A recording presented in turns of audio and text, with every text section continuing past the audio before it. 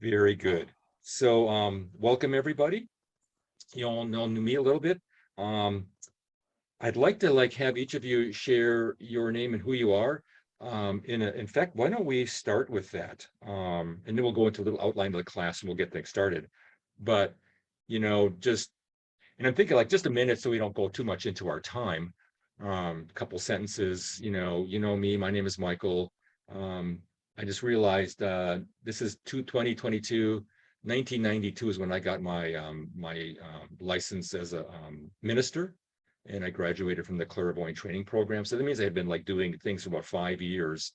So about 35 years ago, I started this stuff very intensely myself, and I really love these tools, and they saved my life basically.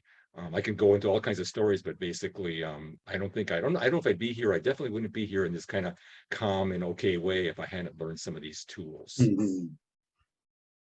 Anybody else want to share a little bit where you're coming from? And yeah, I remember being in the clairvoyant training and going. I actually remember the overcross 12 going over 101 exact place, and we're listening onto the radio. This thing going, here's this the 7 signs of schizophrenia. You see things that aren't there, you hear things that aren't there. Yeah. Oh my God. Yeah. And the whole list, going, well, I do all that. And oh, they forgot to add one thing. The last thing is, the problem with the schizophrenics don't know who to tell what they're seeing to and not to tell. Like a psychic, a healthy psychic goes, well, I can't tell that person, will think I'm crazy. And a crazy person doesn't know the difference, and that to me that's the difference between Yeah. we want to validate your everybody's ability. There's so much in the world that we don't see or know with science or our eyes normally. Obviously there's so much to life that we can't pin down.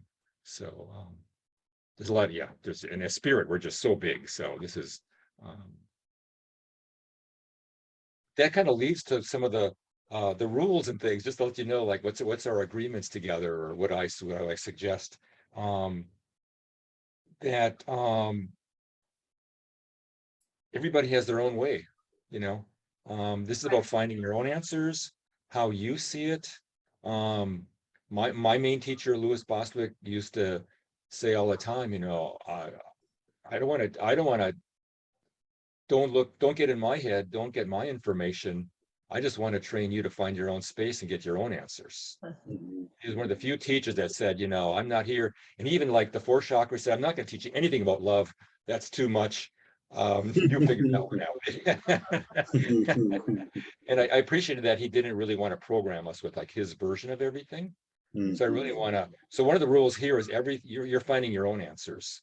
And the whole point is, other people will be trying to point out tools and suggestions, but it's yours to take. And if the way you work is kinesthetic and it's not a visual picture, blessed be. That's, this is about finding your way, really suggestions so that to help you on your way, whatever that is.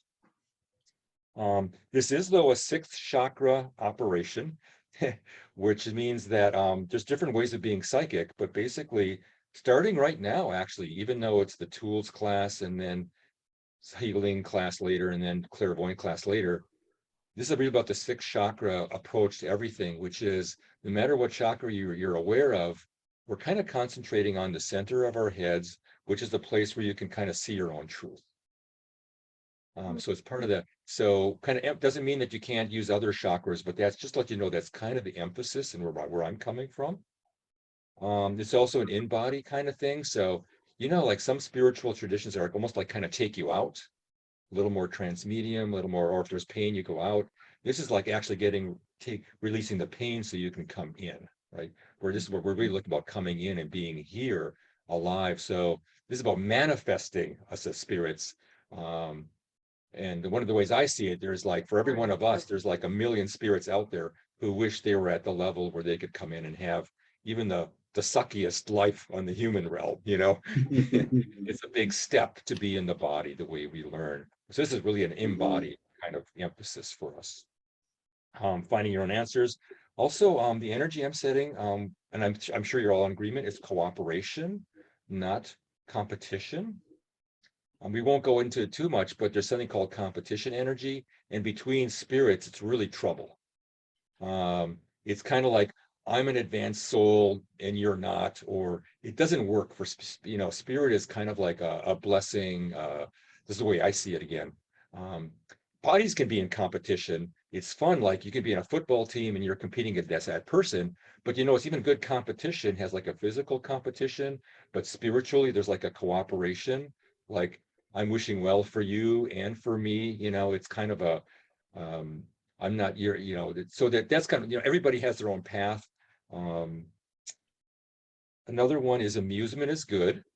So sometimes things get serious, and that's often our energy gets stuck. So if it gets serious, I've got a whole bunch of really bad kid jokes that I'll pull out and welcome you to, find amusement.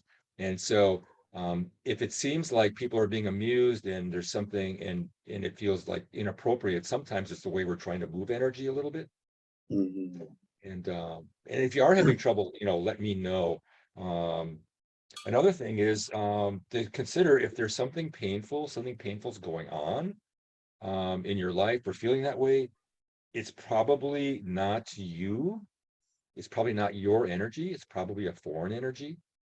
Um, and then so I kind of look at pain as sort of like the light on the dashboard that says something's wrong, warning, warning. So physical pain, emotional pain, spiritual pain often is like something's not quite right with the energy, because your energy as a spirit is usually bright and vibrant, and your body loves it and feels good in it. It settles. Um, in IFS kind of therapy stuff, we call it self energy. In NVC, we call it giraffe energy.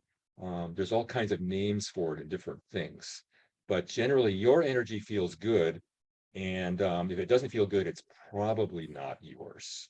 Wow. So you can almost like assume that. It doesn't mean it's a bad thing. It's not like you're a bad spirit or you should have like grown by now and not have this problem. It's not that. It's actually information saying ouch is like it's more like somehow spiritually your hands your hands on the burner in the kitchen stove and you're supposed to go ouch, and it's kind of a warning. Um, Also, another funny thing about this is, like I've already said, there's transmedium energy, and then there's like this kind of energy, and then there's competition energy and cooperation energy. So, like Eskimos have, I think it's 26 names for snow, different kinds of snow. So psychics have at least 100 names for energy, and they'll come and go, and it's nothing, you can make up your own. Um, it's just really helpful to have a vocabulary. Oh yeah, that's alien energy. Oh yeah, that's control energy. Oh yeah, that's mental energy. Oh yeah, that's transmedium energy. Or oh yeah, that's my father's energy. There's so many names. It's really good for us to have names for things. That's red energy. That's anger energy. It's all um, there's no right way to term this. So if I use terms that don't make sense, please ask. And then the final thing, yeah, interrupt if there's anything you want to interrupt for. Have a question, don't quite understand something. Um, I'd rather stop or at least know that there's something going on, adjust it, or maybe address it later. But I'd say that rather than wait, go ahead and when it seems like a half decent time, just say, hey, I don't understand this. I'm having trouble with that. Um,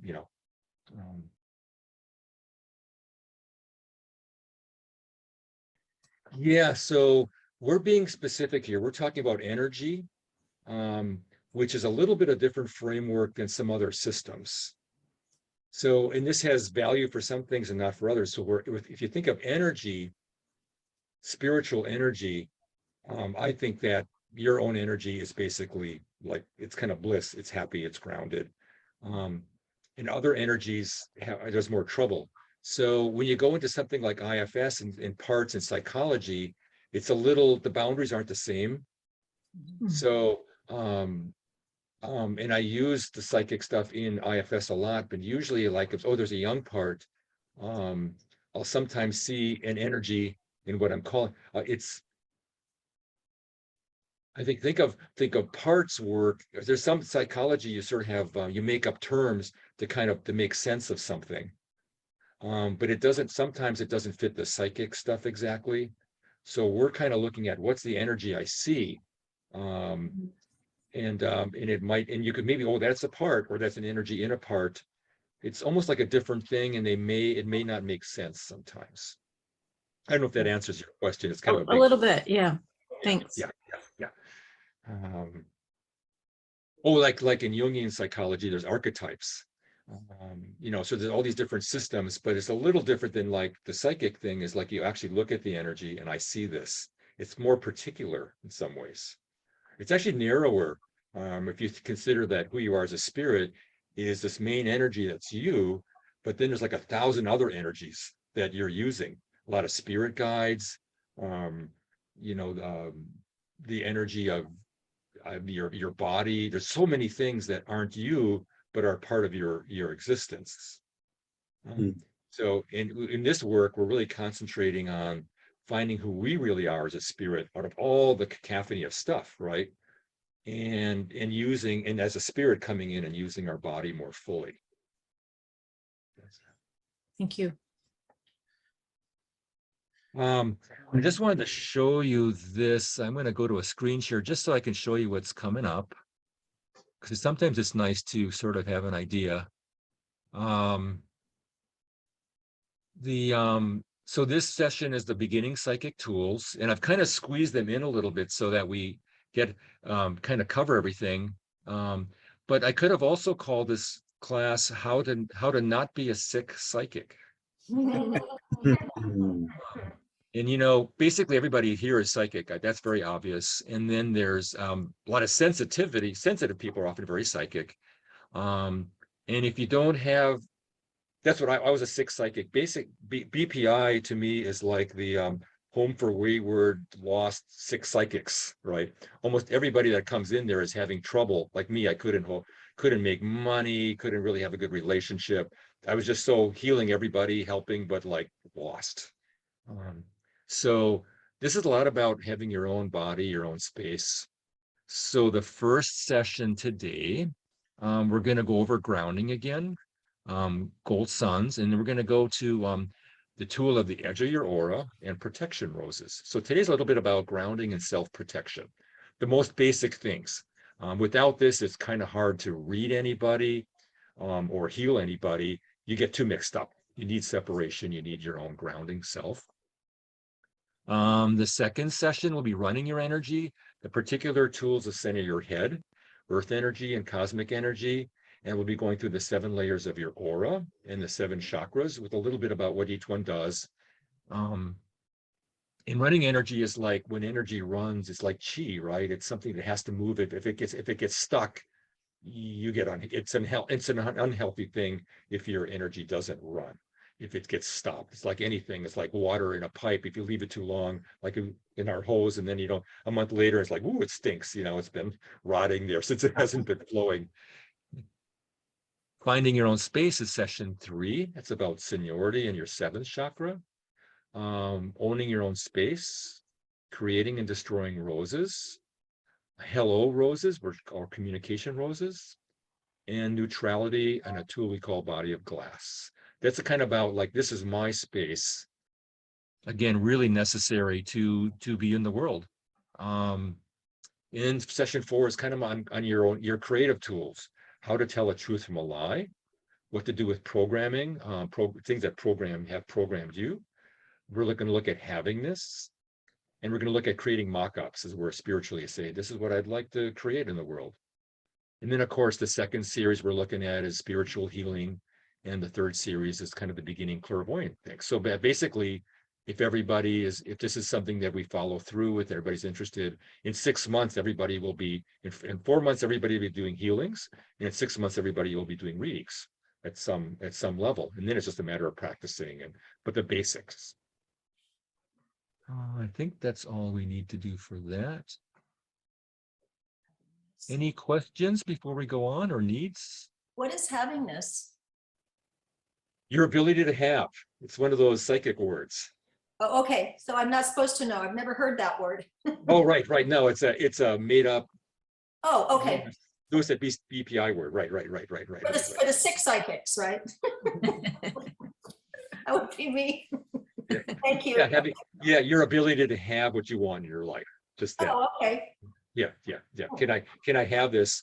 With the having this gauge, like sometimes, you can be really bright spirit, but your having this gauge is like zero, like you're just not having anything. Or it can be 100% and you're manifesting with ease, right?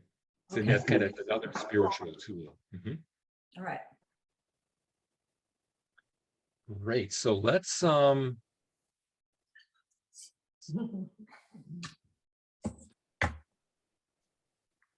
if you need to get up. Can I, Michael, I was thinking about adding something. Yeah. Is that our bodies are like, and this is something that BPI and other places try to teach, is that our bodies are an incredible psychic tool. So learning to read what's going on in your body, the energies and the feel and the texture and kind of linking that to your past and everything is really like your body informs you. It's like a wonderful partnership, but we haven't been really trained to have that level of communication and to validate it. And so what Michael's going to be teaching is like informing your body that it's okay to talk to your spirit and to value what your body is telling you. So, and yeah, so I just wanted to add that. Very good, Jason. Yeah, this is not a bypass spiritual. This is not spiritual bypassing the body. This is like there's a whole, we could do a whole hour just on spirit to body communication. Mm-hmm. And in the clairvoyant part of this, that's one of the things we'll look at is when we read roses, this represents somebody else. We're looking at, or ourselves, how is that person doing with their spirit to body communication?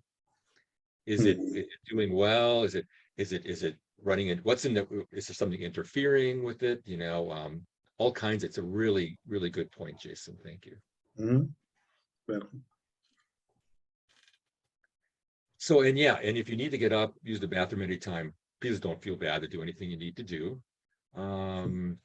We are at, let's do a little bit of review. So a lot of talking, thanks for everybody introducing yourselves. And if you want right now, maybe just, I don't know if you want to wiggle a little bit, just say, here's your body, I love, like, I would love to go into like a first grade and say, instead of like sit still in your chairs, okay, kids, wiggle. And this should be really like kindergarten or first grade, It's like, wow, yeah. No, and Thank God.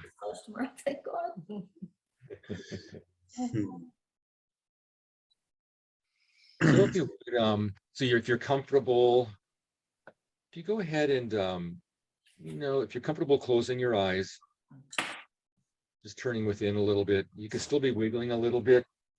You might see I wiggle a lot. If you yawn, that's a good thing. It's just releasing energy. I should have to say yawn.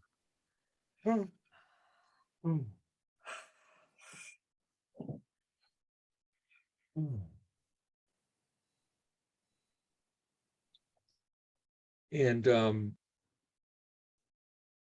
you kind of like tune in a little bit. Again, you might even notice what's the temperature you feel on your skin. Are you warm? Is it a little cool?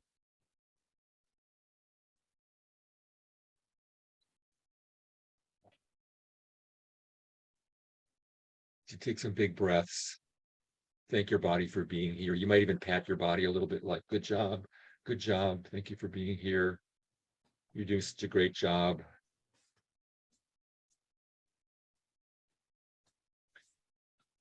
And then kind of from the center of your head, next time we'll get more into that particular tool. If you just imagine, like, as a spirit, you come to the sixth chakra, kind of the center of the head place. And from there, just be aware, of your whole body, but especially notice your the base of your spine. Basically, that's where your first chakra is, kind of that survival body level chakra.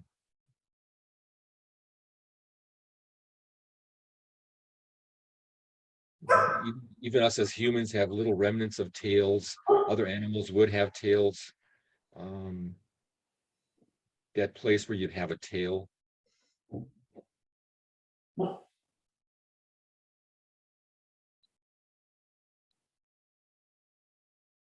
And just be aware that, oh yeah, there's that part of my body. Oh yeah, there's a particular thing that goes on there in the body. And then in that chakra, there's a lot going on. And then next, would you also say hello? Again, you don't have to go down into the planet. Just from the center of your head, say hello, like, oh, center of planet. Hello down there.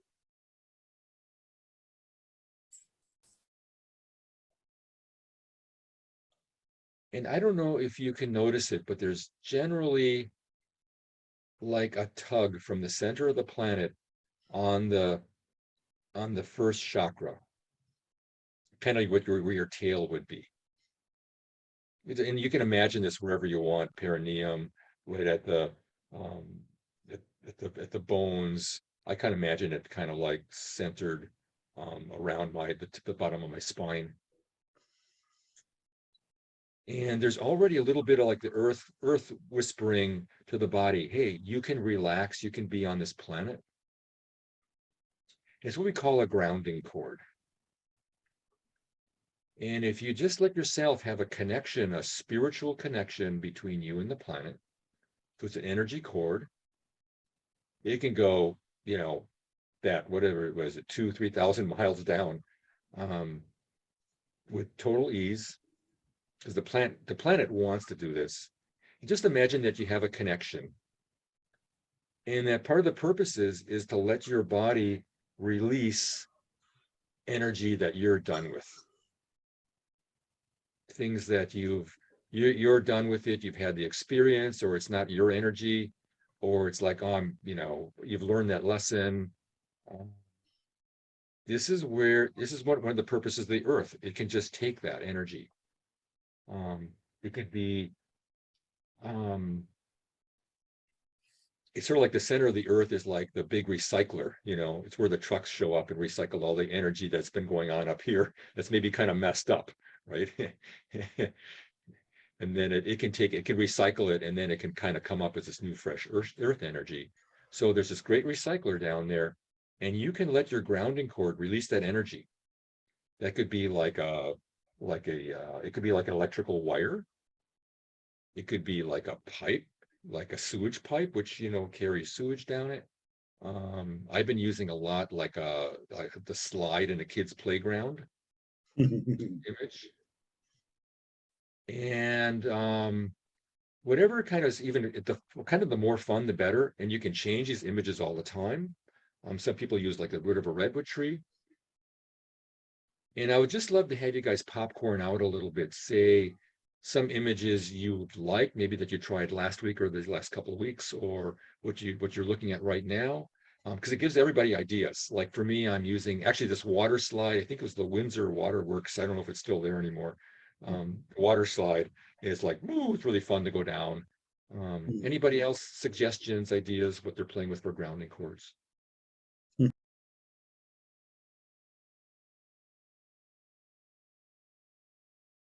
Oh, I'm remembering one of mine from last time was the laundry chute, like where I grew up in the, you could like down to the basement, you just open this door and the chute. I love that. As a kid, I just thought it was the neatest thing. Yeah. Mhm.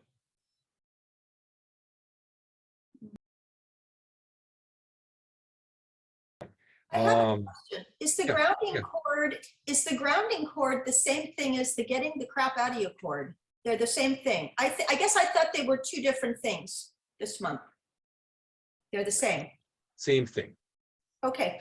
Well, actually, you could see there's a lot of ways to get the crap out. And the grounding cord is one of the ways. Okay. So it's one of the main ways. It's like a natural way. Um, But there's other ways, like we'll get into, like you could use a rose to collect up the energy and take it out and destroy it. You could there's a lot you could do, healings to remove energy. There's a lot of ways. This is just sort of the most basic, probably most important way to release. Okay. Because for me, I would use the big pipe for releasing it, but I would have a different thing for the grounding cord. It would be more like a root, is so it switches. Is that, doesn't matter? See, you just reinvented everything. Okay, well, there we go.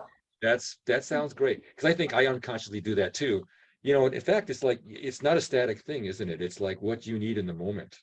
You know, like right now, I you know, have a grounding cord that just keeps me grounded.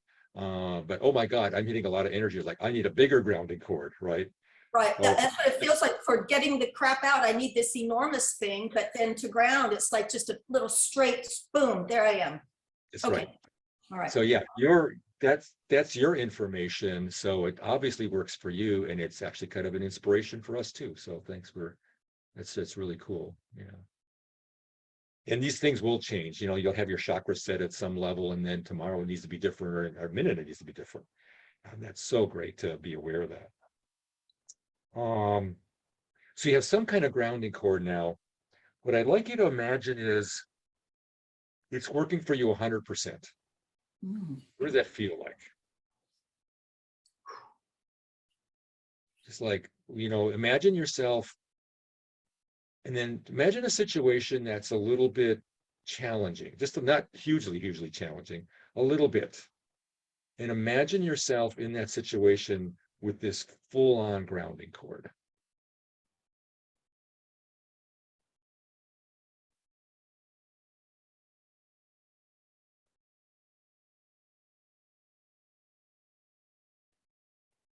You might even feel something in your body changing, or what it feels like, better or worse, calmer or more agitated.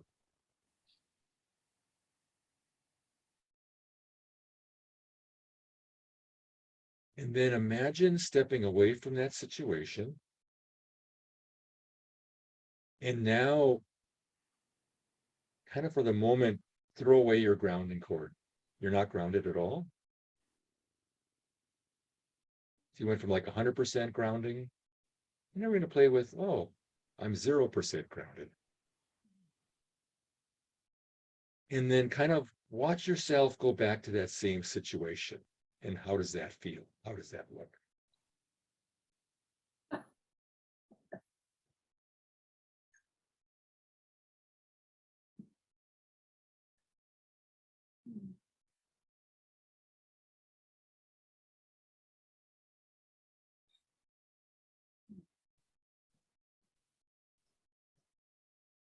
And then, of course, you can step back.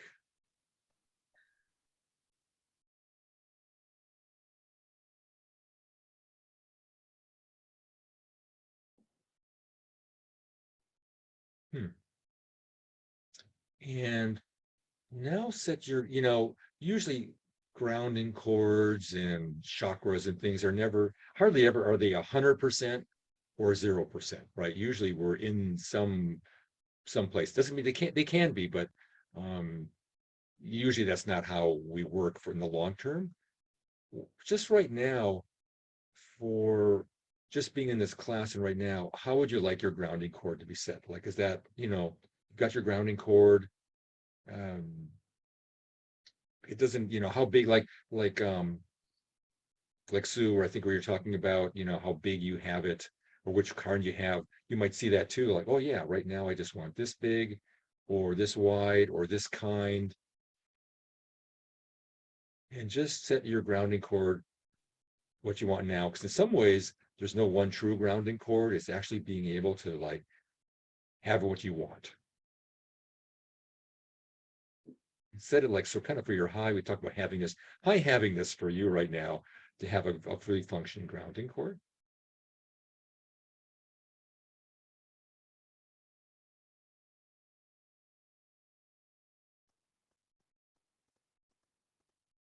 And then remember that situation that we went into twice here, once with full grounding, once with no grounding. Imagine like you're getting ready to go into that situation. What kind of grounding do you want for that? how much, what type. You might even see the picture change. Maybe it goes from being a drain to an iron pipe in the ground, or yeah, clothesline. What do you see for that that you'd like to set for going into that situation? And then imagine yourself going into that situation with this grounding cord that you sort of designed for this moment.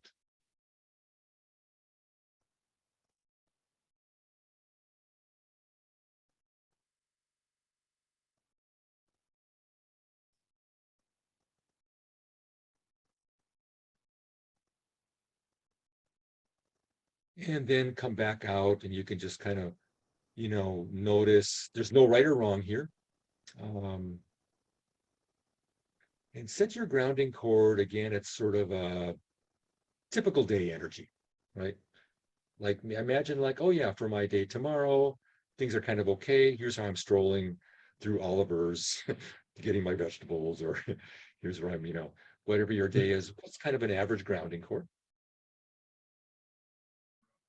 And I'm going to mention a few energies. So as you watch that, you're just kind of aware that, oh yeah, I've got a grounding cord. And again, that connection between the base of your spine and the center of the planet. And I'm going to mention a few different energies just so you can kind of watch. Does anything happen to your grounding cord when I mention these things? Again, it's no right or wrong. It's just awareness. So the first energy I'm going to throw at your grounding cord is your mother's energy.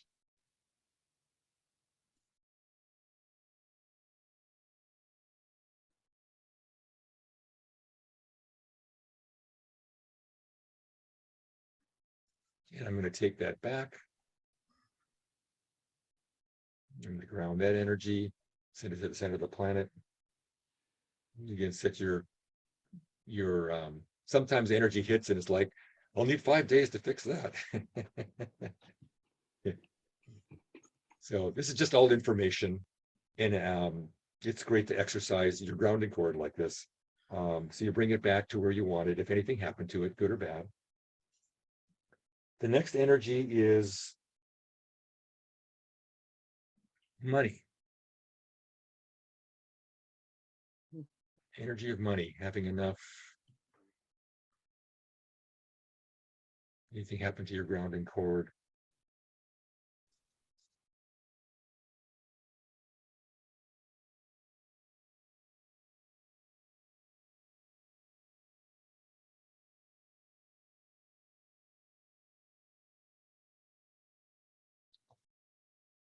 And then I'm going to take that energy of money, just kind of like ground that, take it over the space. And the last one,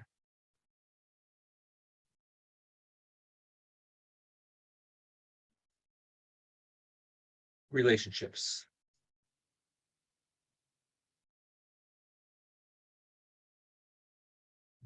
Anything happen to your grounding? When I put this, kind of throw a little bit of this, energy of relationships, good or bad, being in one, not being in one, whatever it is.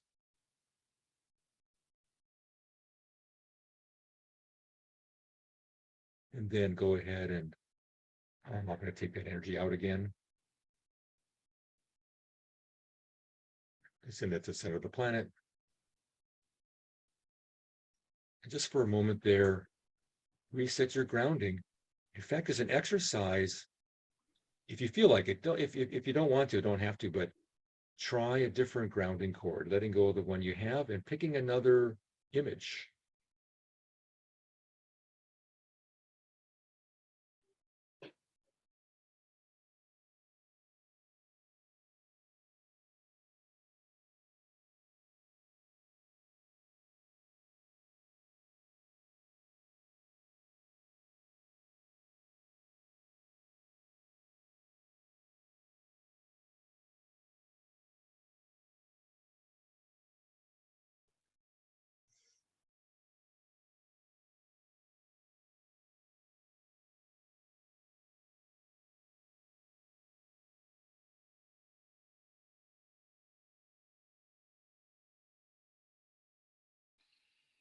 grounding cords are really interesting.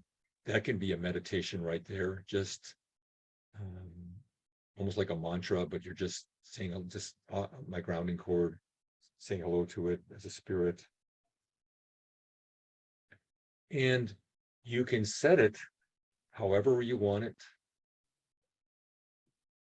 Like some of the homework for until next time will be to play with setting your grounding cord in different situations. We played a little bit with like, oh, maybe at work, or maybe in the store, or in front of the TV, just like every once in a while, oh, my grounding cord, what's it doing?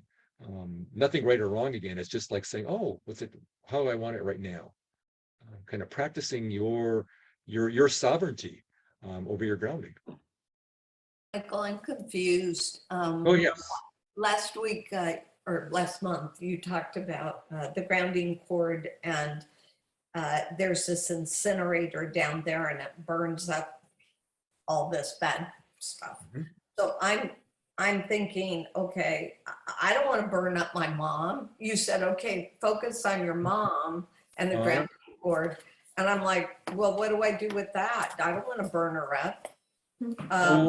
So there's my confusion. I thought it was for like negative things that you're trying to dismiss. Oh, it's actually so think of it as not your mother, Okay.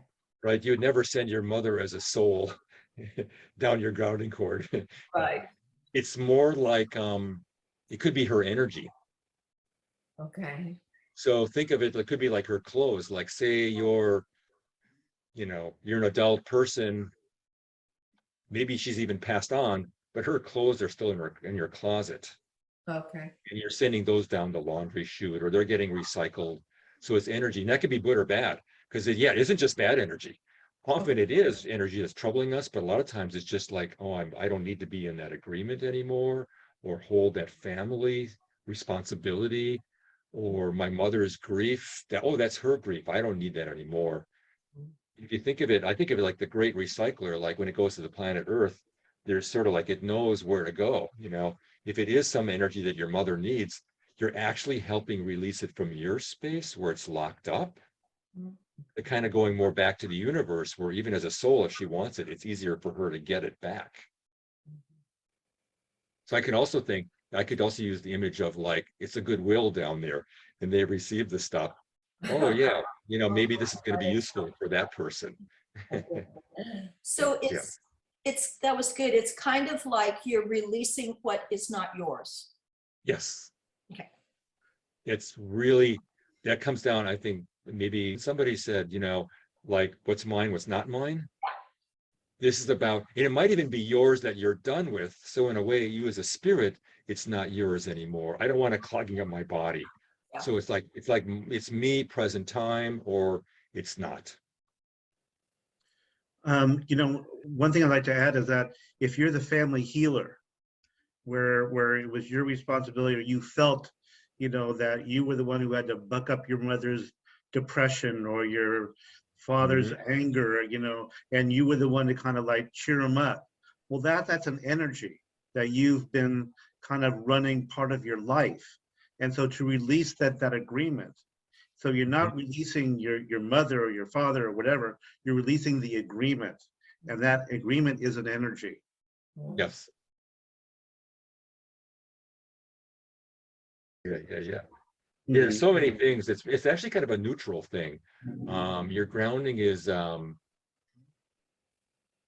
an electrical system. So grounding originally is actually an electrical term, right? I'm also an electrician. So in the physics of it, a grounding cord in electrical things is just a connection that anything that's actually sort of not supposed to be there goes down. It takes excess energy away, so that the system can operate well. It doesn't have all these extra things on it. Just totally functional, not judgment, just like, oh yeah, this doesn't help to have this extra voltage on this. And in fact, it's safer. It's what keeps our electricity safe. When you touch something like a stove, you don't get a shock because the whole outer thing is grounded. So any excess energy is going basically, literally into the earth. And your energy is once it goes into the earth neutralizes it. Is my Yeah. Yeah. so maybe that The great neutralizer, the great recycler. When I look at it, I see like it's almost like our job to release energy, right? Like the earth is, you know, it's like a furnace, say, and it wants to like re-cook this energy and turn it into like pure energy again. It needs us to, we're supposed to release our energy, right? We're supposed to release things so they can, just like things when they die and then they die, they're supposed to decay and become for new fertilizer, right? It's like that cycle of energy. Great questions. Intellectually, it would seem like it's more challenging to ground while you're moving, but I assume that there should be no reason you couldn't do it in an airplane or walking through a grocery store or driving down the highway. So I was just curious to know if you find it more challenging to do it while you're moving, or any thoughts on that dynamic. Good one. Yes, that's right. So this are the different kinds of visuals will work or won't work. Whenever I fly in an airplane, I really don't like flying. It scares the shit out of me to have my body off the ground. So I ground myself, and my image that I use is like this big hand of God. It goes like all the way down to the center of the planet. And it's like, in that case, like my grounding is sort of like holding me up.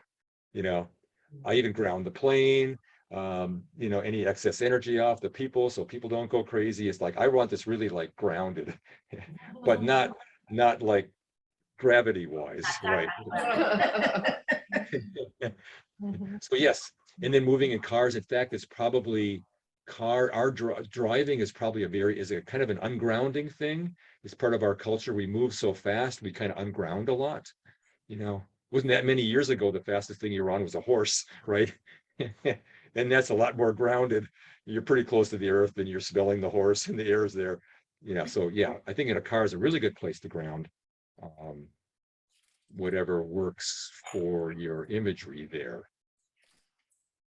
You can also play with grounding things. It's a little more of an advanced skill, but you ground yourself. But you can also say, well, I want my car to have a grounding cord. I want this plane to have a grounding cord. I want my house to have a grounding cord, and it can release energy. As a spirit, you can create stuff. I had heard a story about some Tibetan monks, and they got off the plane. Once they got off the plane, they sat down on the runway for the same reason, like so their body could catch up with, you know, having been up in the air, and basically to ground. Yes. There's a lot of physical things we do to ground our bodies. If we're not, so another thing is, I don't have it in the curriculum, but grounding is good for weight loss.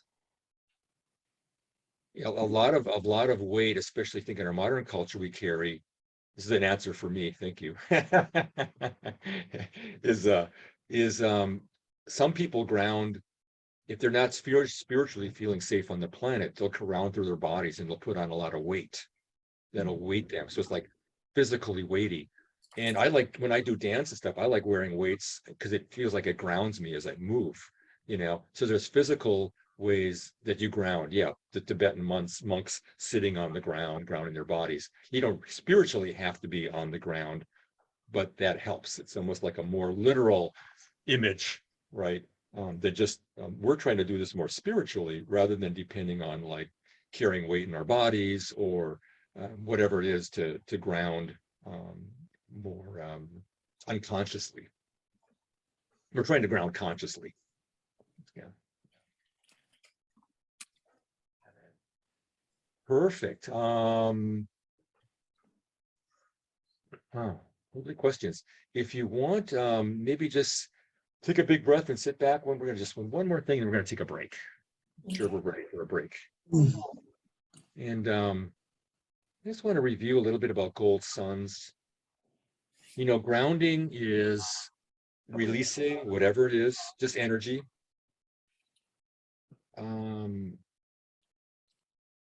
Gold suns is sort of the opposite. It's bringing your energy back. Grounding is releasing everything that's not yours. And gold suns are bringing in yours, nobody else's. So we often we use the visual of like a golden ball of energy. Gold is kind of a beautiful, like high havingness kind of color, but kind of neutral at the same time. So usually you go gold, but you could have a different color as a gold sun. So we call it gold suns. Usually we imagine it gold. So if you would just imagine above your head, maybe a foot above your head, however big of a ball you want, of gold energy. Some people see it as almost like a crystal ball, or some see it like a sun, actual like the sun. And don't have to do anything with it. It's again your spiritual creation. You're just imagining it. It's amazing how powerful our imaginations are. And gold is also a good symbol and color for self. One of the reasons we use it, because it tends to be like this is myself, distinguished from other people. So if you can let that gold sun be like a magnet. You know how magnets, like iron or anything that's certain things that are magnetic, it kind of like draws it to it. This is kind of like the magnet to your energy. Your energy. So you're a being, you have your own spiritual energy that you create with. But typically we lose it. You may have healed somebody, used your own energy, and now it's in their space, right? You might have used your own energy as a bright little baby child to heal your mother or your father, and put some of your energy to kind of patch up their relationship, maybe, right? Or their hysteria, and you want to get taken care of. So you took some of your divine own essence energy, put it on somebody else to help them. Could have been when you were a baby, could have been yesterday with a friend. There's all kinds of ways we lose energy. Sometimes we're just in the past, we're still thinking about old things, and it's like our energy is back when we were 5 years old, back in that trauma. Often it's trauma. That was for me, Boy Scout camp this one year. You might have all had, troubling times, so my energy's still there. And this gold sun is like a magnet let it kind of collect up your energy it's almost like again, like back there, it's just like almost like a magnet pulls it in from when you were a child, you gave your energy to your parents, maybe from some other trauma in the past. Maybe your energy right now is out somewhere else. Like for me, I'm building a little shed for our well, and half of me wants to do that. I want to be there, right? Part of me still there designing it, and I've got the wood, and I just can't wait to work on it. And damn, it's dark, and I gotta wait till tomorrow. My energy's over there. I'm pulling my energy back. You might have a writing project. You might have to care about the world. The world. Few people might have noticed that it's a little bit troubling out there.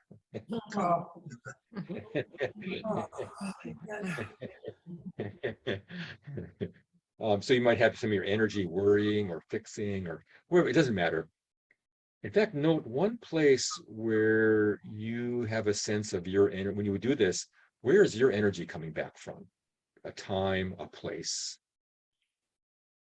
Could even be the future. If you're like really thinking ahead, I want this to happen.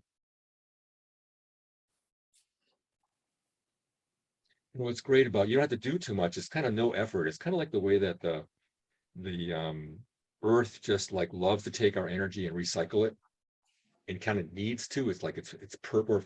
We are helping it fulfill its purpose. Gold suns are kind of similar. Like they're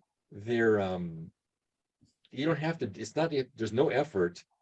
This is the sense of your energy wants to come back. It doesn't want to be spread out in your childhood, in that other project. It's like the universe actually wants you to be here with your body right now in present time, right? So it's kind of a natural thing. You help it along by imagining it.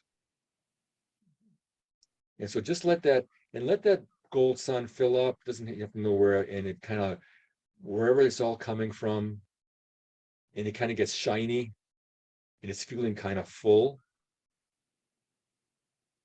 And then you want to bring that in. So this is the energy you're going to use to refresh. You know, when you ground yourself and you release things that aren't yours, say, that spot in your aura, say, where you just release some energy, maybe the second layer where there was some programming about you being a bad person when you were 2 years old, but now you're letting that energy go. It's green and it's kind of funky, and I don't want to believe that I'm this like no good person anymore. Let that go. Now there's a little space there.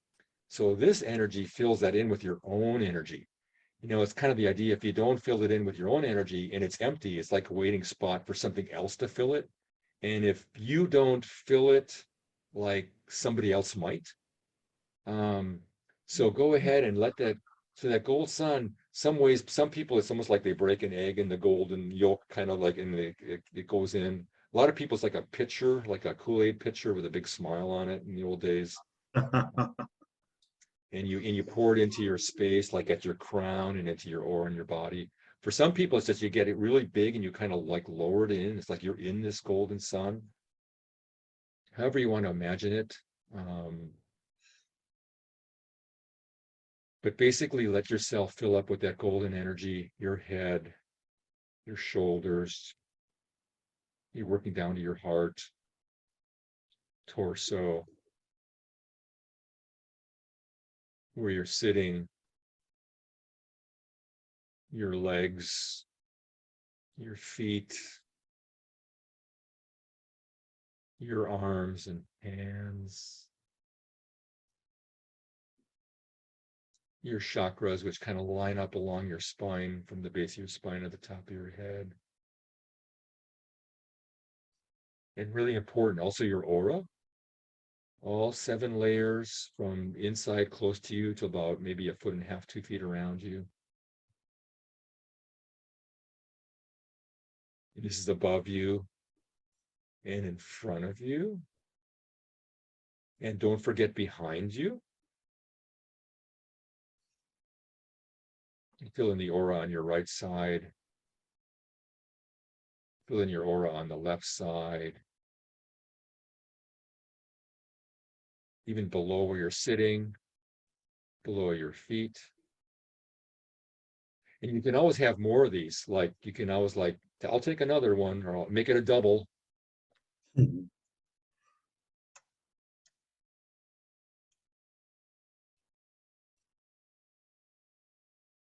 This is, I don't know, maybe the number 2 tool after grounding to me.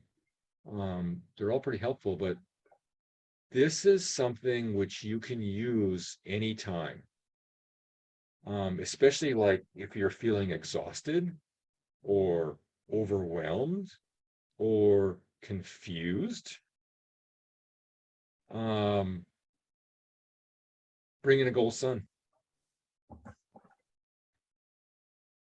Take a moment, take a breath. Nobody has to know.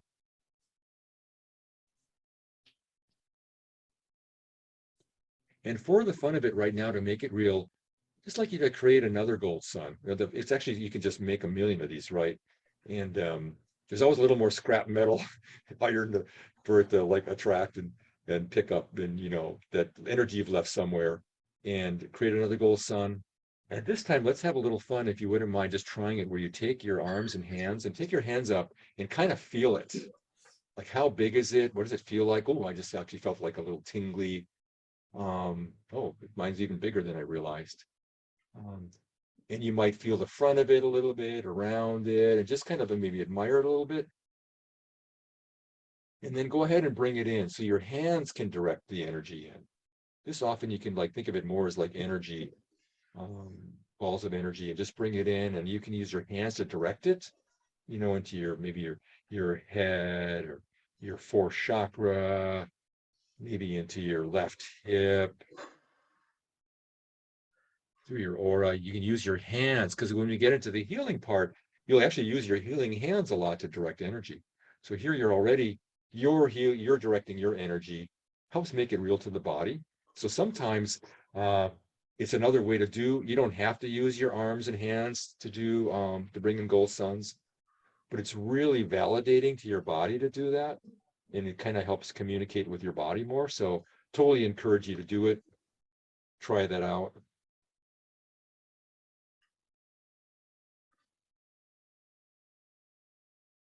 And then when you're ready and you go ahead, another thing that's kind of good to do sometimes with this, you might be a little charged.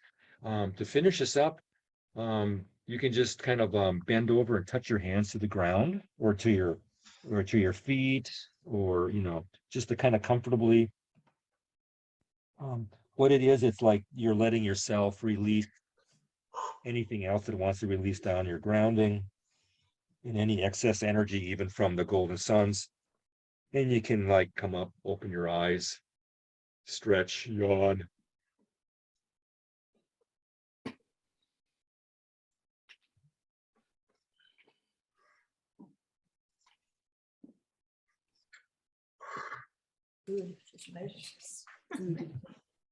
Whew. So that's kind of a lot. Let's take a break. But any yes, yes, One yes. quick question. So you can fill up with the golden sun at any time. You don't need to empty out first. You can just fill up anytime. You can empty out, but when you empty out, you should fill up. Is that correct? When you empty out, Yes. so you should fill up, but you Yes. can fill up any old time. Any old time. I love that. Okay. Sometimes for me too, filling up and doing a golden sun then supports the grounding of, then it's good to kind of bring that in, and then it pushes out what needs to be grounded. Okay, I've been doing it the opposite. I've been emptying and then filling, and I know that it's all these things working together. But then another way then is just to fill up with your own energy, just really a ton of it, and then that will also push out what's not yours. Yeah. I love it. I got to work on this. Yep. It's pretty. That's great. Think of your grounding cord as something that you have. The whole goal is to kind of get it on automatic, like we're playing with it to be conscious, but then it's always working for you, right? And then it's sometimes, I need grounding, I need to look at it. But your golden sun is usually, you can be bringing in the golden suns all the time too. I mean, that's the ultimate thing. But usually we're thinking of it as more as like, oh yeah, I'm consciously bringing this in now. Especially after you do healing work, reading work, moving energy out of anything. Yeah, it's just you're in the hardware store and you're kind of depleted. You're looking for the nuts and bolts. Yeah. That's great. Love it. Anybody else? Should we take a break or?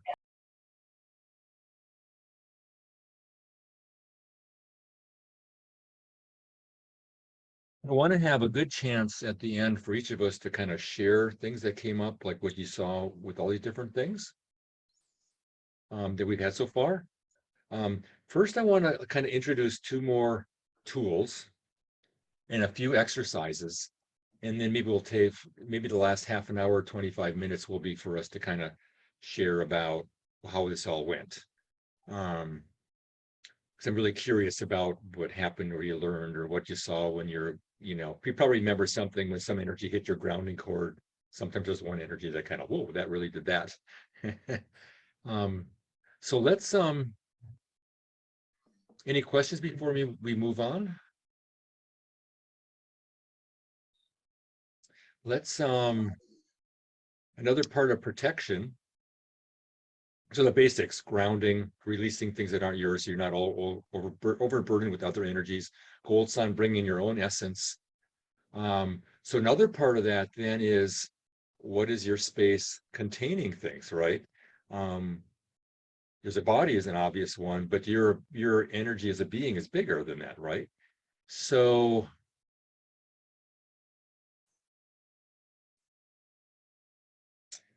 one of the really helpful things is to be aware of the edge of your aura. So if you think of aura as like your spiritual skin, right? You've got skin that protects you, the organs on the inside, everything's here, but that's kind of where you end body-wise.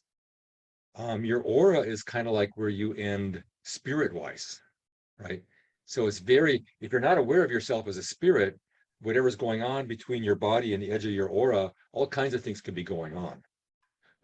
So like Jason was saying, we want to be aware more of our bodies. And this is one of the ways to become more aware of our whole package. So it's a boundary. It's like the skin. I'd like to try something. So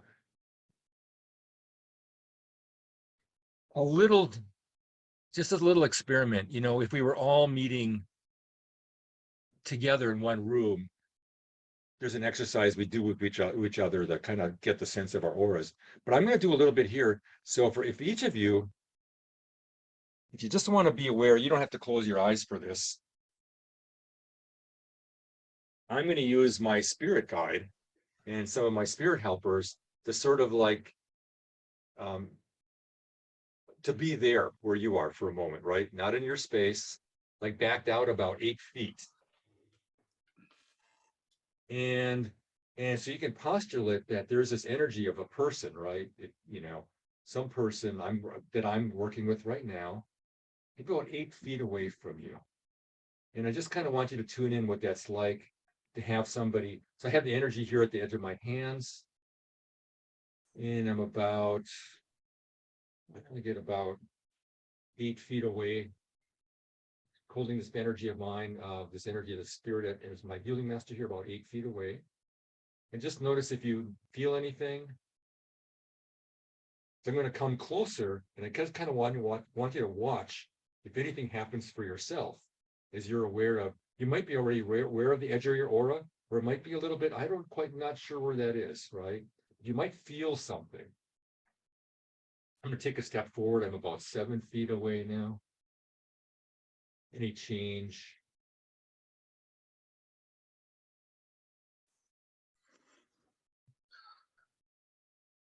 I'm going to step forward about 6 feet away now.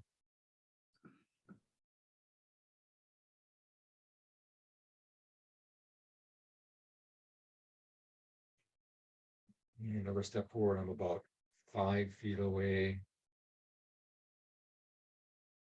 You might notice things in the body, things in your mind. We all have a sense of boundaries, you know, when somebody's too close. Different cultures have different versions of that too. And coming in about 4 feet away.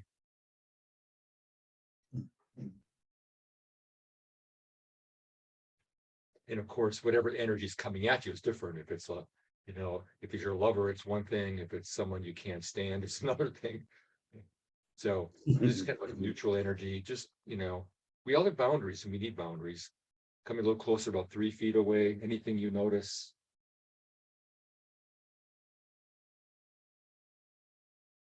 Often where you notice something different, often that's an edge, or at least a layer of your aura. Coming even closer now, about I'm going to go about 2.5 feet away. Already felt some energy, a little pushback.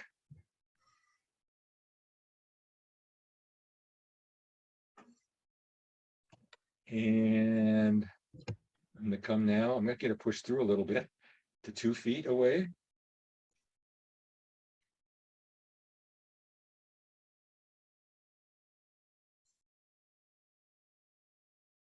Wherever you notice, I'm going to come about 1.5 feet, about 18 inches.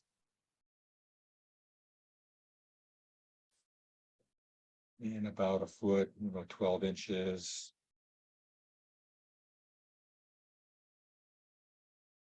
And that's about as close as I'm going to come. And I'm going to start backing out. So just notice was about 12 inches. I'm going to come back about 1.5 feet. About 2 feet. About 3 feet. About 4 feet. About 5 feet. And 6 feet. And 7. And 8. And now I'm going to have that energy leave the room.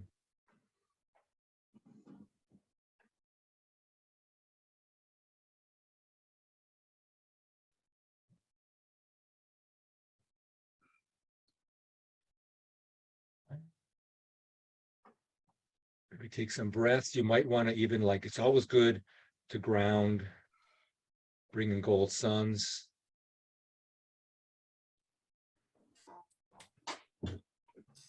And just for time's sake, I want to keep the shares kind of short, but if you just say, yes, if you felt something somewhere, and then like what it was, like pressure or heat or freaking out or comfort, and how far that was, where that was.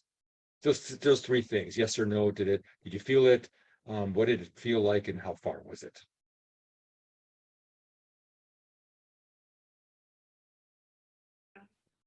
Sometimes you can imagine that yourself too. Yeah, someone's coming. Where does it feel like it's uncomfortable all of a sudden, right?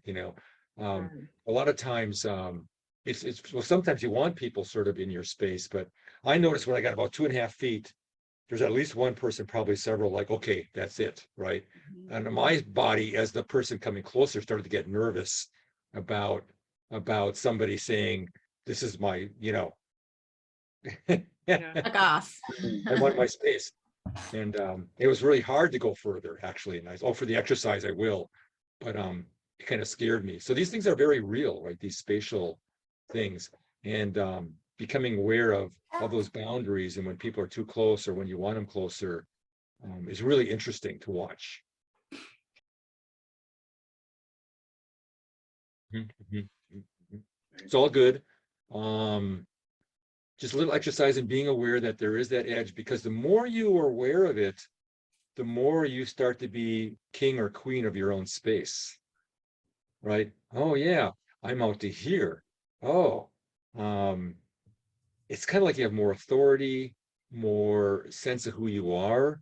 More, you're kind of saying hello to your spiritual nature, right? It's very validating to you with your body. Your body loves your aura around you, right? People are troubled, or bodies are troubled when there's no spirit there, and then they're like trying to figure it out on their own. And when you're there as a spirit, it's kind of like your body, it's like God's there, right? So as you acknowledge you are the God, you are the supreme being of your space. That's your space. So it's very real. Just wanted to give you a little taste of that. And the other part of this is, so once you're aware of your space, it's easier to protect it too, right? Even physically, you can back off from somebody or you can say something, but even spiritually, it's like, oh yeah, what you might find is, well, something's hitting my aura. So the next thing to consider is a protection tool we call a protection rose. So this is so in fact, why don't you go, relax, get comfortable, maybe sit back, close your eyes a minute.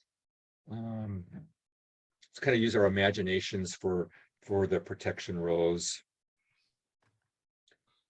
We in the psychic work, we use roses as a lot for symbols of things. It doesn't have to be a rose, but it's kind of a neutral image. And for the protection, it's really great because you know how a rose is beautiful, but it also has thorns. So there's a little bit of, in a rose, there's a little bit of, I'm beautiful, but don't mess with me. So a protection rose is kind of like, I'm important, but don't mess with me. It's a little bit, and you could use other, you could use, one of my favorites, you could use a smelly old shoe as your protection, right? The edge of your aura, you have the smelly old shoe, and someone goes, I'm out of here, So whatever, we're going to call it a protection rose. And if you just imagine, wherever you have a sense like there's the edge of my aura, like I think, Gretchen, you said about 2 feet, right? And wherever you have a sense of, and you can bring it in if you want or set it out, but wherever you want it, kind of right in front of you, imagine a rose. It's the image of a rose, probably to start out a red rose. It doesn't have to be. You might even see a couple leaves. You might see the thorns on the stem. Make it as big as you want, just imagination.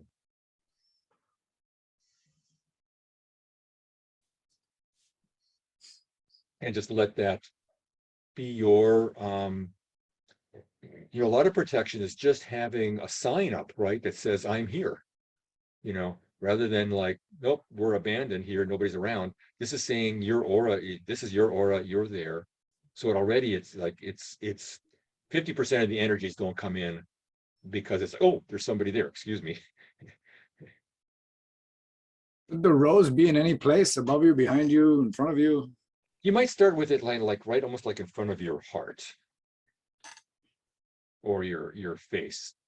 But one of the things about protection roses, so this is where how it works for you. You might create a rose for protection that is just a rose in front of you, but it's really, if you think of it, it's really the symbol for protection around your whole aura, sides, behind you, above you. And if you want, and some people actually imagine one big rose and then like 100 little roses all around that boundary, like around that bubble around you. You can do that too. You can also have a protection rose in back, like a team, right? One in back, one in front. Does it matter whether the rose is facing out or whether you're looking at it? It probably doesn't. Well, it's probably your call. Mhm. My picture is it's kind of straight up, looking up almost like to the sky. And people see it, but it could very well, this might be where you'd even change it. Like, oh, that's kind of at work, that person's kind of hard to deal with. I'm making it a little bigger, the stem's a little thornier, and it's like pointing at him a little bit, saying, well, respect my space. Mhm. Whatever you want. Michael, do you recommend grounding that rose in order to activate it, or just it doesn't matter?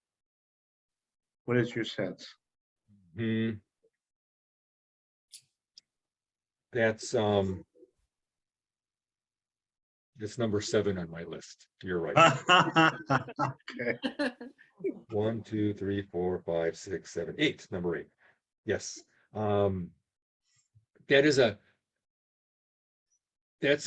So it's however it works for you. Sometimes it's help, so actually the way I learned it and the way I use it a lot, I put a protection rose out there, it's protection. I think it's like a road sign, but when it gets splattered with energy, like a sign, it's all full of mud and you can't hardly read it, that says, does it say keep out or come in? What does that say? And then I might ground it, just like I ground my body. I might ground it. It's a little bit, we don't have to get into that now because maybe that's a little more advanced thinking, but that's a good point.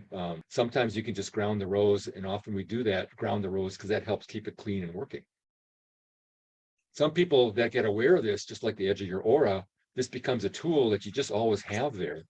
And some people program it to kind of like light up. Again, it's like a dashboard light saying, oil pressure's low, tire pressure's low, something, right?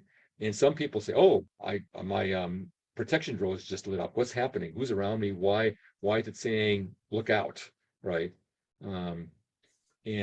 So some people have it grounded all the time, and some people have it even do things like that, like get their attention, where it's working all the time, just like your grounding is working all the time, but the protection rose sometimes lights up, like be aware.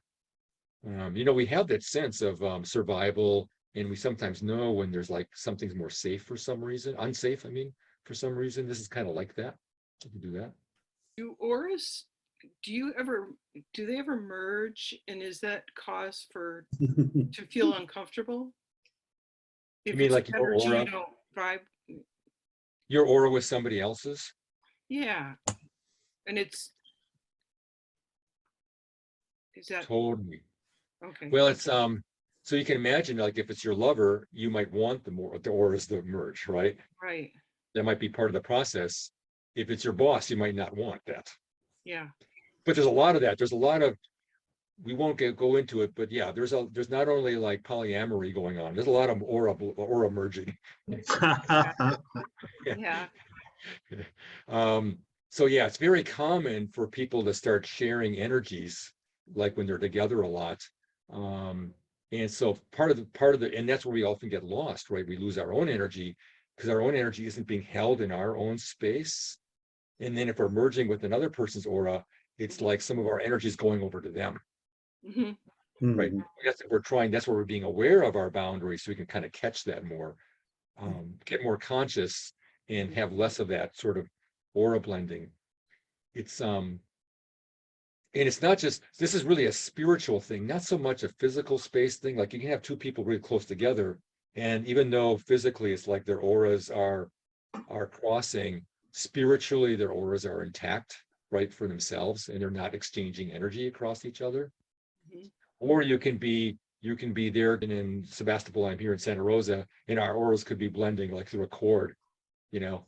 And we won't get into it in this class, chords very much, but that happens all the time where it's a chord going from one to another. And that's like their two auras coming together. Mhm. You know, yep, that's a good thing to be aware of. Thanks. So, you know, when you have this, so your protection rose is yours. It's your tool. It's your expression of your sovereignty, right? This is my space. There's like these kind of three kind of roses that we often use with people. One is a separation rose. Just kind of like you can imagine you can use different things. Sometimes, like in this right now, I have a separation rose with each of you. It's not a I have protection rose in general, and I have a separation rose with everybody, so that it helps keep just what you were saying, Gretchen. Our aura is not blending, right, and forming some kind of cord, like a wormhole into that other universe that's someone else, right? And so have a protect, and that's just it's just like it's kind of like if you have a house and another house over there, in your house you got like a white picket fence along the edge of it, right? It's not threatening anybody, but it's just saying, oh yeah, here's my space, you know. And it kind of tells people, oh yeah, and it keeps everybody on each side of the fence. That's one kind of rose, is a community, is, I'm sorry, a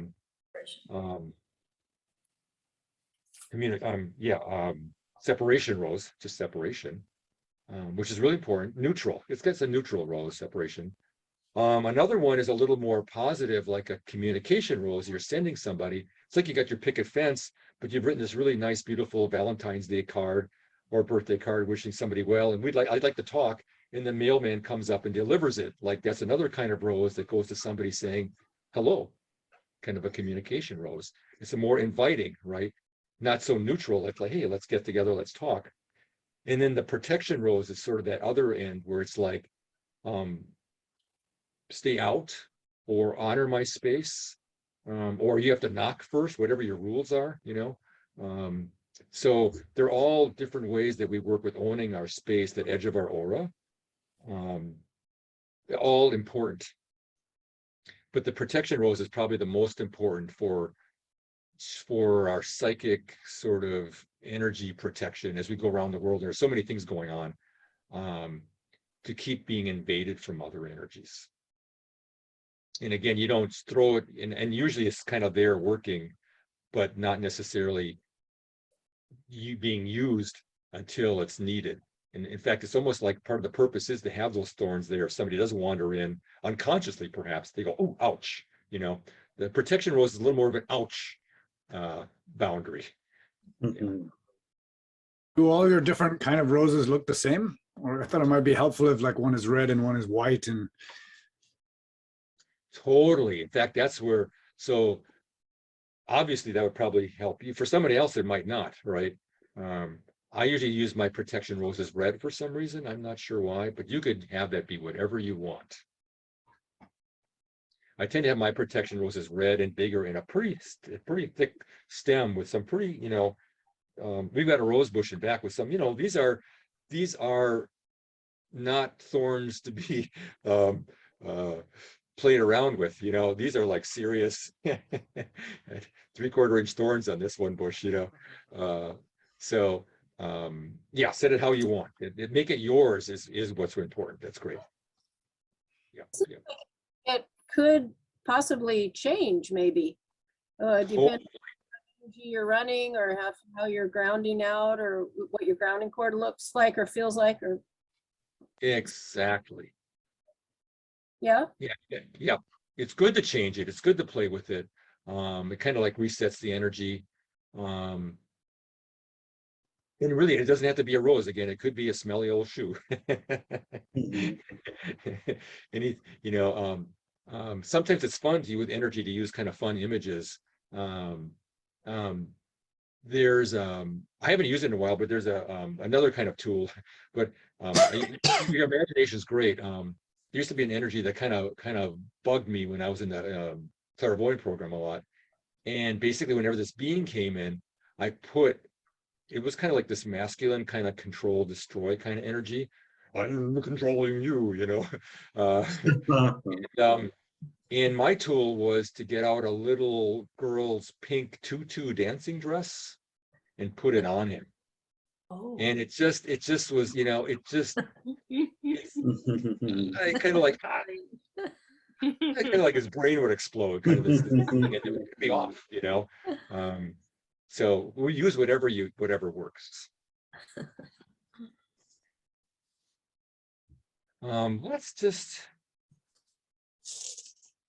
oh yeah, and so create a rose, maybe create another one, maybe let that one go, and eat same color, or try another color. Just create one right there, kind of, you know, maybe 2 feet in front of where you feel the edge of your aura is, and ground this one.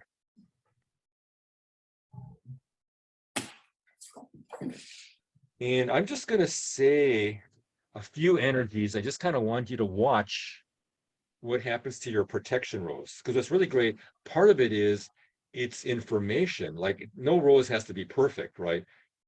So for instance, if all of a sudden it just withers or blows away, like, wow, what was that energy, right? It brings up to consciousness something you might not want to deal with. You might want to deal with. So I'm just kind of picking from a sort of a bowl here, a bunch of different energies. So just watch what happens to your protection rose. It's just for the fun of it. Oh, personal survival. This is like personal survival. Do you have enough money? You know, do you have a house? You know, those kind of issues of survival.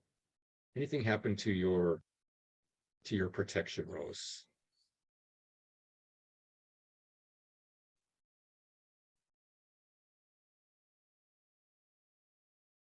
And we're just going to kind of go through a bunch of these just for the fun of it. So, and then whatever, if anything happened to your rose and changed, just set it back to where you want it now.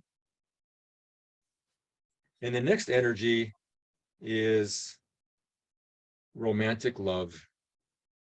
What happens to your protection rose when there's romantic love?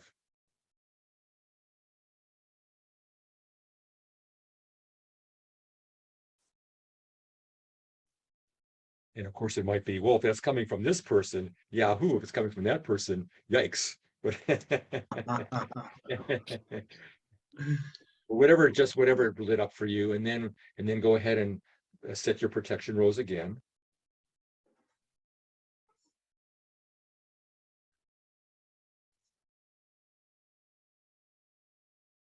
And here's the third energy. It's transmedium energy. This is the energy of beings being out of the body or coming in, you being out of your body or beings coming into your body through your crown. It's kind of you can leave voluntarily or you can kind of be kicked out. Trauma kicks people out of their bodies a lot. Anything happen to your protection rose? Just the energy of transmediumship. You're all really capable transmediums. There's nobody here that isn't. I'll just get that over with right now.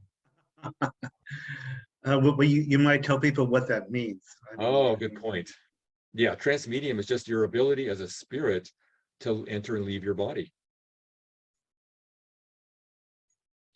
So for a lot of times, for what we may call a sick psychic, who's not grounded, who doesn't have her space, you might be out of your body a lot. You might even go into other people's bodies. You might know intimately how somebody else feels because you actually go there. Right? That's transmediumship, but it's also a high tool. If you have control of it, you can you can let in a being you want, but you're still a boss. So a lot of really sensitive people are transmedium, and so things are going on through their body. Like they might even be out of their body while they drink alcohol, have a car accident, all kinds of things, right? And then all of a sudden they come back in. What happened? So it's you can go in and out of your body, but also other energies can come in and out of your body. It's that ability for you to get in and out and to let others in and out. It's actually really high. Yes. I'm sorry, honey. Even at the same time, even if you're in your body, other energies can still come in. Could be. Figure we're never 100% in our bodies, you know, or 0%. There's some amount of us there. And if you have a lot of transmediumship ability, you have a lot of ability to get out and let other things in. You have to be more careful. Like that's a sensitive person is usually a transmedium, having a lot of ability to like leave the body, sense what's going on for other people, kind of come back. And it's a great tool, but if you're out of control with that and unconscious about it, it really wears you out.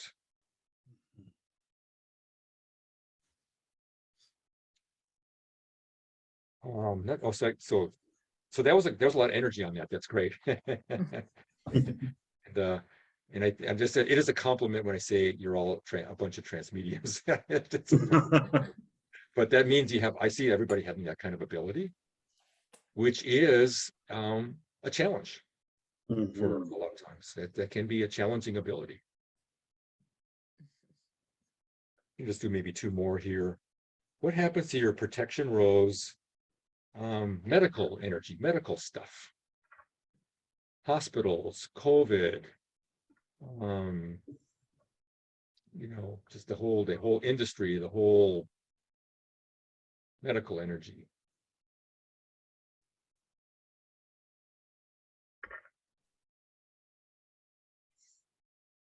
And then reset your protection rows again. See, what's great, this is even practice too. Like it's almost like every day, it's like you should take your protection rows out and throw some energies at it. Keep it working. Oh, the next energy is living your life to your fullest expression. Does anything happen to your protection rows with that energy of living your fullest life? Mind you. Isn't that funny? You know, yeah. Too close to I'm joking. I think we'll just stop there, but that was so go ahead and reset your protection rows. And go ahead and ground it. So at any time, if it seems like it's hard to reset it, just ground it. You give it a little grounding cord. Again, you're the spirit directing things.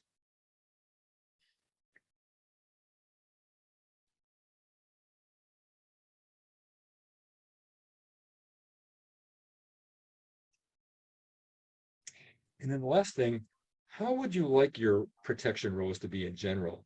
Do you like it out in front of you, kind of in front of maybe your throat chakra, 2 feet out? Do you like to have 2 of them, one behind you and one in front of you? Do you like to have also one above? Do you like to have like 1,000 of them all like outlining your space? Maybe you feel really vulnerable in a certain direction, like, oh my God, I don't usually have my back. Who's got my back? And you really want a big one behind you. Kind of think of like one is sort of maybe the main one, but they all work together.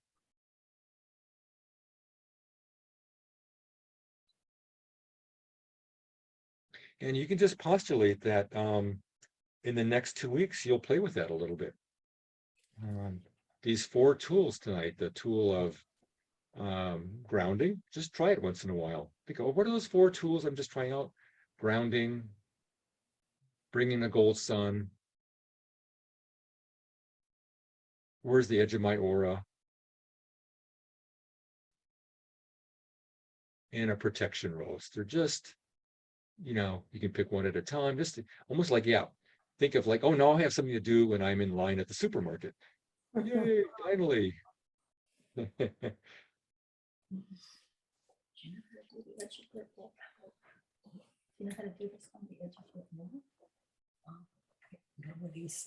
Oh, why don't you go ahead and, so here we are. Here's a good time to ground. Check that again. You still have your protection rows there, you know where the edge of your aura is. And now to end this, bring in a gold sun. If you want, use your hands to kind of validate that whole process. I sometimes held my hands there while it fills up, clicks all my energy back. You know, every time you work energy, it's like you loosen up more of your energy that's out somewhere and then more comes back. and then fill in with that energy. You can use your hands to kind of pat it in your aura, your body, especially your aura all around you, but also filling in your chakras. Maybe pick an organ, maybe fill in your lungs or your stomach or your eyes. It's also something you can do if you have like, wow, I have a headache. You can bring in gold suns to your head. Yeah. Oh my God, I'm feeling bloated. You can bring in gold suns and bring it to your intestines or your stomach. And when you're all set, take a couple big breaths. When you're all filled in, and maybe bend over, touch the ground, release any excess energy.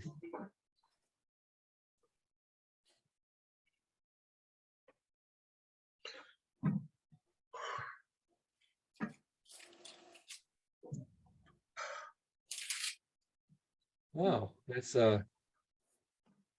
quite a journey. A lot of tools, really, really basic stuff, 30 years and I'm still learning that stuff. So When you were 8 feet away, it felt great. It was very bright. And then I started feeling pressure. So does that mean at that moment it was that far out, or that I was uncomfortable with you moving towards me?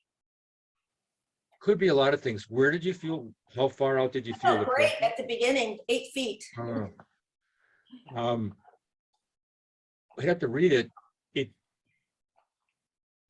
Either you're just aware of the energy from a distance, or actually your aura is pretty big. Okay. And actually, that would make sense, because that's what a lot of healers do. Unconscious healing, our auras go out and they take a lot of the world. That's why we get exhausted. That could be that. In fact, I think it's gigantic. I think it's really very big. I get projected on. I have a feeling, because it was like really blissful when you were at 8. I would, my eyes were closed, but it got really kind of golden, and it just was really comfy. And then I started feeling dense, like pressure. yes. Okay. Yeah. Yep. So, and then, so play around with your friends, do it like that, and the same thing you did. Well, we're not. Often this means it's a really important tool for you. If something we're having problems with a little bit or doesn't make sense, often that's like, pay attention. I might be a little unconscious of something here. Yeah, that makes sense. Thank you. So I'd love to hear a little bit of feedback from everybody. Especially, what happened, some things you want to share. There probably something sticks out, like, oh my God, when, I felt my aura at 2 feet or something, kind of curious. We only have maybe a minute or two each, so we end on time, but I'd love to hear. Well, I love the whole thing about grounding cords and protections and all that. The thing that I find about protection roses is that they are an alarm system. It's not like necessarily that, oh, this person's approaching me who has cooties and I just have my protection rose, and the protection rose is going to absorb and protect me. It's more like it informs me. So, I mean, this is how I live it, is that I have to take action then, but it's like an alarm clock. Yes. And it's really great to see and experience, like, when different ideas or people or concepts are presented, what happens to the rose is like, it's amazingly informative of where you're stuck on something. And you're unaware of it. It's just like, oh my God, look at my rose. Well, that says something about me and my energy and where I'm maybe locked up, and it's informing me. I'm ready to look at it and work with it. So that's another way that our bodies inform us and are the incredible, great psychic tool to mastery, So yeah, you can have your protection rose however you want to set it. And I use it as an alarm rose also. I use mine as a sort of like my grounding cord, kind of like working a lot of the time, and then when there's something I need to deal with, then the alarm goes. So to me, it is doing a little more. Actually, mine is more like a separation rose a lot, just saying, here I am, don't mess with me. And that's kind of how I use it. But it's all always there, and then it does do the alarm thing sometimes. Yeah. Cool. Yeah, that's how it works for me too.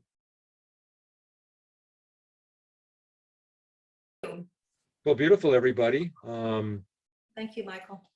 Everybody. So homework is those 4 tools, just to play with them. At those kind of weird times, especially if you're feeling bad about something, pick one and say, oh, I'm just going to ground row. I'm just going to do the protection rows, just to play with it. And then, report back in 2 weeks what, there might be some amazing thing that happened. Because a lot of this is just getting it more of a habit. Yeah. And so that's right. So, the tools, grounding, protection rows, edge of your aura, and goal suns. Yeah. Mhm. Okay, everybody. Okay. Have a blessed 2 weeks. See you all same time, same Zoom channel.